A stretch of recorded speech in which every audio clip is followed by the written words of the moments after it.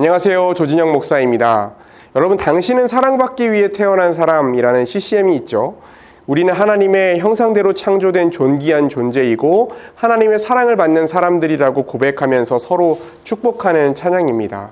그런데 오늘날 우리가 살아가면서 우리 스스로를 존귀한 존재라고 여기기가 참 쉽지 않은 것 같아요. 우리가 그냥 세상을 살아도 주변 사람들을 보면서 SNS를 보면서 다른 사람들이 어떻게 살아가는지 살피고 비교하고 또 뒤떨어지지 않으려고 살다 보면 열등감에 사로잡힐 때가 많잖아요.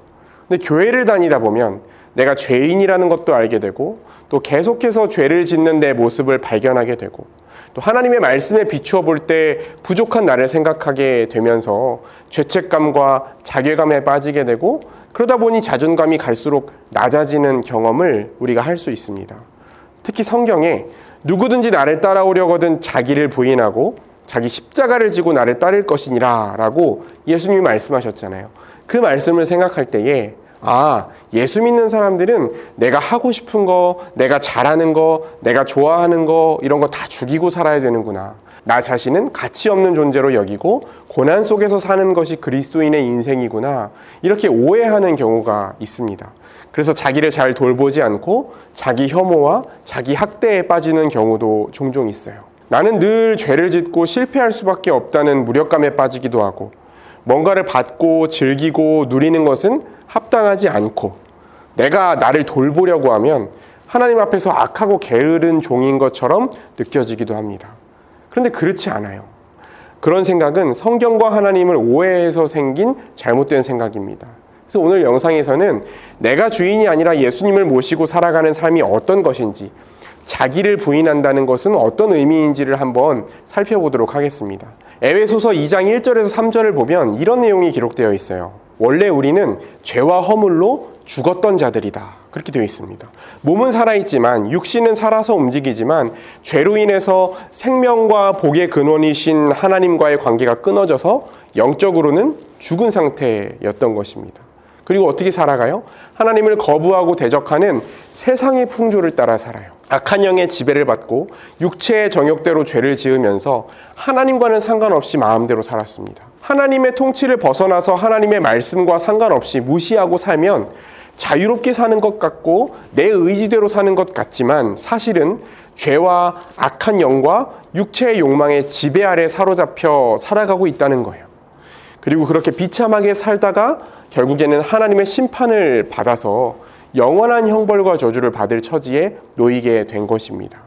그런데 하나님께서 그런 우리를 그대로 버리고 심판하시기로 하신 것이 아니라 자기 아들 예수 그리스도를 보내셔서 우리의 모든 죄값을 대신 치르고 죽게 하심으로 우리가 다시 하나님 앞에서 죄를 용서받고 관계를 회복하고 생명과 복을 누릴 수 있는 길을 하나님께서 열어주신 거예요. 우리를 그리스도 안에서 부활하신 예수 그리스도와 함께 새 생명을 얻게 하셨고 하늘에 오르셔서 하나님의 보좌에 앉으신 예수 그리스도와 함께 우리도 하늘에 앉히셨다. 이렇게 기록하고 있습니다. 이게 우리에게 일어난 일이에요. 그래서 그리스도인들은 더 이상 악한 영과 세상 풍조와 육체의 정욕에 끌려다니는 존재가 아니라 그 죄를 이기고 하나님의 말씀을 듣고 알고 믿고 순종할 수 있는 능력을 갖게 된 겁니다. 하나님께서 이미 우리를 이전과 다른 새로운 존재로 재창조하시고 변화시키셨다는 거예요. 이미 하나님이 다 그리스도 안에서 그 일을 하셨다는 것입니다. 그런데 우리가 이 복음의 능력을 경험하고 누리지 못하는 이유는 이 놀라운 사실을, 이 복된 소식을 우리가 믿음으로 받아들이고 붙들지 못하기 때문이에요. 당장 눈에 보이는 상황이나 내 감정이나 내 생각에 주목하는 것이 아니라 하나님이 이미 행하신 그 사실을 믿어야 됩니다. 나는 그리스도 안에 있는 존재이고 나는 하나님의 자녀다. 나는 이미 새 생명을 얻었고 주 안에서 한 몸을 이룬 새로운 공동체에 속한 사람이다. 나는 더 이상 죄와 허물로 죽은 자가 아니고 죄와 공중권세 잡은 자의 지배 아래 있는 자가 아니라 성령의 도우심으로 죄를 이길 수 있고 하나님의 뜻에 순종할 수 있는 하나님의 자녀다 라고 믿고 고백할 때에 복음의 능력을 경험하고 하나님의 자녀로 사는 영광을 누리는 거예요. 그래서 우리가 부인해야 되는 것과 긍정해야 되는 것을 구분해야 됩니다. 우리가 그리스도 안에 있기 전에 비참한 모습, 그 죄악된 모습은 부인해야 돼요. 반대로 우리가 그리스도 예수 안에서 새롭게 된 나 자신은 사랑하고 긍정하고 인정해야 됩니다. 갈라디아서 2장 20절을 보면 바울 사도는 내가 그리스도와 함께 십자가에 못 박혔다. 나는 이미 죽었다. 이렇게 고백하죠. 그리고 새로운 존재로서 그리스도 안에서 새로운 존재로서 산다. 이렇게 말합니다. 그러니까 바울 사도가 고백한 것처럼 우리가 지금 어떤 모습이든 어떤 기분이든 주 안에서 이미 새로운 신분이 되었다는 사실을 믿음으로 받아들여야 돼요. 나의 어떠함을 믿고 나를 의지하는 것이 아니라 하나님께서 행하신 일을 믿고 하나님을 의지하는 거예요.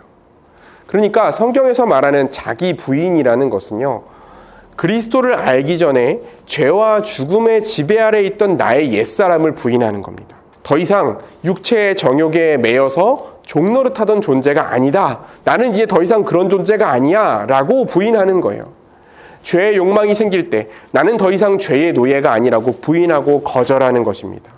나는 더 이상 옛사람이 아니라 새 사람이 되었다고 믿음으로 고백하고 받아들이는 것이 바로 자기 부인이에요. 나를 무가치한 존재로 여기고 무기력하게 살아가는 것이 자기 부인이 아닙니다. 물론 여전히 우리 안에 죄의 습관과 욕망이 남아 있어요. 그렇기 때문에 육체가 바라는 것과 성령이 원하시는 것이 우리 가운데 동시에 있습니다. 갈등이 있는 거죠. 그런데 여기서 육체의 욕망도 구분을 해야 돼요. 우리가 식욕이 있고 수면욕이 있고 성욕이 있잖아요. 이런 자연스러운 욕구들을 부정하면 안 돼요. 이런 욕구들을 충족시킬 때 느끼는 즐거움도 부정한 것으로 여기면 안 됩니다. 하나님은 우리가 먹고 마시고 몸으로 즐기는 모든 것들, 하나님이 허락하신 부부관계 안에서 얻는 성적인 즐거움까지도 전부 다 하나님이 우리에게 선물로 주셨어요. 그렇기 때문에 이런 욕구를 채우는 가운데 즐거움과 만족감을 느끼는 것을 죄악시하고 거부하는 것이 아니라 마음껏 누리고 그 모든 것을 우리에게 선물로 주신 하나님께 감사하고 하나님께 영광을 돌려야 됩니다. 성경은 우리가 지나치게 집착하거나 사치하거나 방탕하게 사는 것을 경계하는 거지 하나님이 금욕과 고행을 기뻐하신다고 말하지 않아요. 여러분, 제가 딸이 하나 있는데요. 제가 제 딸에게 맛있는 것을, 아주 좋은 것을 큰맘 먹고 사줬다고 한번 생각해 볼게요. 두 가지 반응 중에 어떤 걸 제가 더 기쁘게 여길까요? 첫 번째는 먹는 내내 너무 맛있다고 하면서 끝까지 맛있게 먹고 저한테 정말 이런 맛있는 거 사줘서 고맙다고 얘기하는 거. 이게 1번입니다. 2번은 아빠, 내가 일평생 살면서 아빠를 위해서 한 것이 없는데 나는 이런 거 먹을 자격이 없어. 이렇게 얘기하면서 숟가락을 탁 놓고 방으로 들어가는 거예요. 여러분, 제가 어떤 걸 더 기쁘게 여길까요? 당연히 1번이겠죠.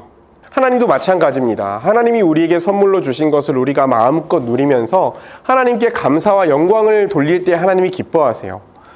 여러분, 그럼 도대체 우리가 경계해야 되는 육체의 욕망이라는 건 어떤 걸까요? 갈라디아서 4장 19절에서 20절에 분명하게 기록하고 있습니다. 이렇게 되어 있죠. 육체의 일은 분명하니 곧 음행과 더러운 것과 호색과 우상숭배와 주술과 원수 맺는 것과 분쟁과 시기와 분냄과 당짓는 것과 분열함과 이단과 투기와 술취함과 방탕함과 또 그와 같은 것들이다. 이렇게 얘기합니다. 이런 게 성경에서 금하는 육체의 욕망이에요. 이런 것에 대해서는 우리가 중요하게 생각하고 철저하게 경계해야 되겠죠. 반면에 성령을 따르면 어떤 열매를 맺을까요? 22절, 23절에 보면 오직 성령의 열매는 사랑과 희락과 화평과 오래 참음과 자비와 양선과 온유와 절제다. 이렇게 기록하고 있어요. 여러분, 성경은 이렇게 명료하게 말합니다. 이렇게 다른 사람과의 관계 속에서 내가 어떤 모습을 나타내는지를 보면 성령을 따라 살아가고 있는지 육체의 정욕을 따라가고 있는지 분명하게 알 수 있어요. 성령을 의지하고 믿음으로 죄를 거부하면서 날마다 그리스도를 닮은 모습으로 살아가기로 우리가 힘써야 됩니다. 여러분, 그렇다면 우리가 어떻게 그 변화된 신분에 어울리는 모습으로 살아갈 수 있습니까? 기독교가 아닌 다른 종교들은요, 깊은 참선이나 명상을 통해서 깨달음을 얻거나 수양하고 수련하고 열심히 선행을 해서 구원을 얻거나 신의 경지에 도달해야 된다고 가르칩니다. 근데 기독교는 다르죠. 우린 아무 자격이 없고 아무 공로도 없고 아무것도 한 것이 없지만 하나님의 은혜로 구원을 얻고 변화를 얻는다고 가르칩니다. 그리고 그렇게 구원받은 자답게 살아가다 보니까 변화된 신분에 어울리는 모습으로 점점 자라가고 변해간다고 말해요. 그리고 하나님은 우리에게 성령을 보내주셨어요. 그 성령이 우리 안에 계시면서 우리를 인도하시고 위로하시고 가르치시고 힘을 주시고 놀랍게 변화시키는 일을 성령께서 친히 이루어 가십니다.